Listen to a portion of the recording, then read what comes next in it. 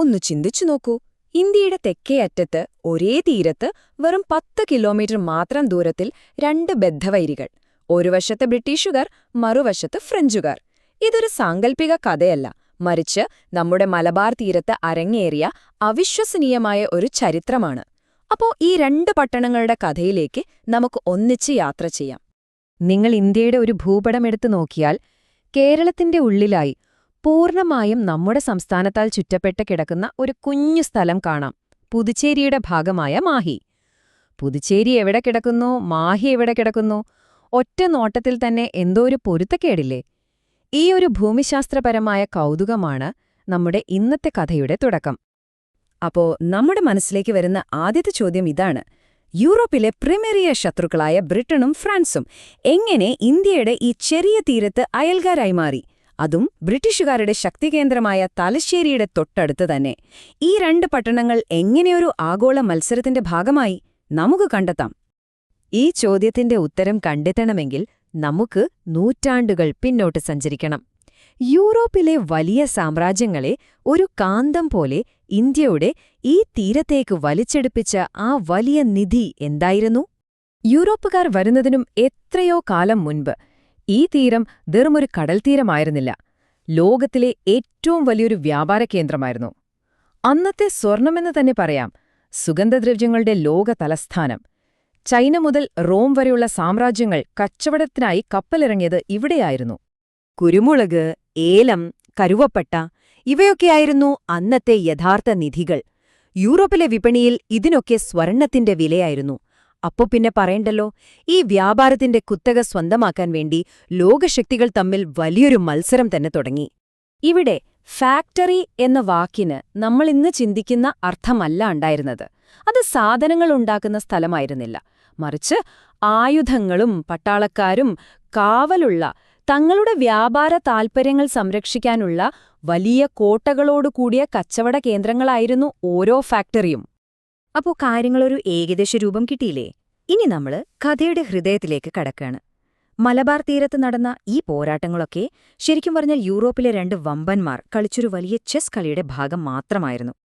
അങ്ങനെയാണ് Thalassery British east India കമ്പനിയുടെ ശക്തികേന്ദ്രമായി മാറിയത്. അതിന്റെ തൊട്ടപ്പുറത്ത് വെറും 10 കിലോമീറ്റർ മാത്രം അകലെ ഫ്രഞ്ചുകാർ മയ്യഴിയിൽ, അതായത് മാഹിയിൽ തങ്ങളുടെ കേന്ദ്രവും സ്ഥാപിച്ചു. അങ്ങനെ ആഗോളതലത്തിലെ ഒരു വൈരം രണ്ട് കൊച്ചു അയൽ പട്ടണങ്ങളായി ഇവിടെ മുഖാമുഖം നിന്നു. ഈ കാലരേഖ ഒന്ന് ശ്രദ്ധിച്ചു നോക്കൂ. യൂറോപ്പിലോ അമേരിക്കയിലോ എവിടെയെങ്കിലും ബ്രിട്ടനും ഫ്രാൻസും തമ്മിൽ ഒരു യുദ്ധം തുടങ്ങുമ്പോഴേക്കും അതിന്റെ ആദ്യത്തെ പ്രകമ്പനം ഇവിടെ മാഹിയിൽ കാണാമായിരുന്നു. സപ്തവത്സര യുദ്ധം മുതൽ നെപ്പോളിയന്റെ പതനം വരെ ലോകത്ത് എന്ത് സംഭവിച്ചാലും മാഹിയുടെ കൊടിമരം മാറിമറിഞ്ഞുകൊണ്ടേയിരുന്നു. അധികാരം ഒരു സ്ഥിരതയുമില്ലാതെ ബ്രിട്ടീഷുകാരിൽ നിന്ന് ഫ്രഞ്ചുകാരിലേക്കും തിരിച്ചും കൈമാറ്റം ചെയ്യപ്പെട്ടു. പക്ഷേ ഈ കളിയിലെ ബ്രിട്ടീഷുകാരും ഫ്രഞ്ചുകാരും മാത്രമല്ല ഉണ്ടായിരുന്നത്. അവർ മറന്നുപോയ, അല്ലെങ്കിൽ കണ്ടില്ലെന്ന് നടിച്ച ഒരു മൂന്നാമത്തെ ശക്തിയുണ്ടായിരുന്നു. അത് ഈ മണ്ണിന്റെ യഥാർത്ഥ അവകാശികളായിരുന്നു. സ്വന്തം നാടിന്റെ സ്വാതന്ത്ര്യത്തിനായി ജീവൻ കൊടുക്കാൻ തയ്യാറായ നാട്ടുരാജാക്കന്മാരും അവരുടെ ധീരരായ പോരാളികളും. ഈ ചെറുത്തുനിൽപ്പിന്റെ ഏറ്റവും ജ്വലിക്കുന്ന മുഖമായിരുന്നു വീരകേരളവർമ്മ പഴശ്ശിരാജ.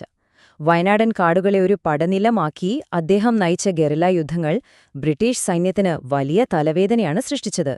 ഒരു രസകരമായ കാര്യമെന്താണെന്ന് വെച്ചാൽ, പിന്നീട് വാട്ടർലൂവിൽ നെപ്പോളിയനെ തോൽപ്പിച്ച സാക്ഷാൽ ഡ്യൂക്ക് ഓഫ് വെല്ലിംഗ്ടണ് പോലും പഴശ്ശിരാജയുടെ യുദ്ധതന്ത്രങ്ങൾക്ക് മുന്നിൽ പലപ്പോഴും തോൽവി സമ്മതിക്കേണ്ടി വന്നിട്ടുണ്ട്.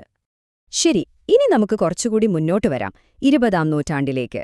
ഇന്ത്യയിലെ ഫ്രഞ്ച് ഭരണത്തിന്റെ അവസാനത്തെ അധ്യായം എഴുതിച്ചേർത്തത് ഇവിടെ മാഹിയിലാണ്. 1947 ഇന്ത്യയ്ക്ക് സ്വാതന്ത്ര്യം കിട്ടി. രാജ്യം മുഴുവൻ ത്രിവർണ പതാക പാറിപ്പറന്നപ്പോൾ മാഹിയുടെ മണ്ണിൽ മാത്രം ഫ്രഞ്ച് പതാക താഴ്ന്നില്ല. ഒന്ന് ആലോചിച്ചു നോക്കൂ, ഇന്ത്യയുടെ ഹൃദയത്തിൽ ഒരു വിദേശ ശക്തിയുടെ ഒരു തുണ്ടുഭൂമി. അപ്പോ ഈയൊരു പ്രശ്നം എങ്ങനെയാണ് പരിഹരിച്ചത്? ഇത്തവണത്തെ സമരം പക്ഷേ ആയുധം കൊണ്ടായിരുന്നില്ല, അത് ഗാന്ധിജിയുടെ അഹിംസയുടെ വഴിയെയായിരുന്നു. ആ സമരത്തിന് ഒരു നേതാവുണ്ടായിരുന്നു. ആളുകൾ സ്നേഹത്തോടെ മയ്യഴി ഗാന്ധി എന്ന് വിളിച്ച IK കുമാരൻ. അത് ശരിക്കും ഒരു തുള്ളി രക്തം പോലും വീഴാത്ത ഒരു വിപ്ലവമായിരുന്നു. സ്വാതന്ത്ര്യസമര സേനാനികൾ മാഹിക്ക് പൂർണ്ണ ഉപരോധം ഏർപ്പെടുത്തി. സമാധാനപരമായ പ്രതിഷേധ മാർച്ചുകൾ സംഘടിപ്പിച്ചു. ഒടുവിൽ ഫ്രഞ്ച് ഭരണകൂടത്തിന് ചർച്ചകൾക്ക് വഴങ്ങേണ്ടി വന്നു. അങ്ങനെ 1954 ജൂലൈ 16 മാഹിയുടെ മണ്ണിലും നമ്മുടെ ഇന്ത്യൻ പതാക ഉയർന്നു. പക്ഷെ ഒരു കാര്യമുണ്ട്, ഈ അധികാര കൈമാറ്റം ഒറ്റയടിക്ക് നടന്ന ഒന്നല്ല. അതിന് 2 ഘട്ടങ്ങളുണ്ടായിരുന്നു. 1954 ഭരണം ഇന്ത്യക്ക് കിട്ടിയെങ്കിലും എല്ലാ നിയമപരമായ നടപടികളും പൂർത്തിയാക്കി ഫ്രാൻസ് ഔദ്യോഗികമായി മാഹിയെ ഇന്ത്യക്ക് കൈമാറാൻ 1962 വരെ സമയമെടുത്തു. അതായത് ഒരു ഡീഫാക്ടോ ട്രാൻസ്ഫറും പിന്നെ ഒരു ഡി ജുറെ ട്രാൻസ്ഫറും. കാലം ഒരുപാട് മുന്നോട്ടു പോയി.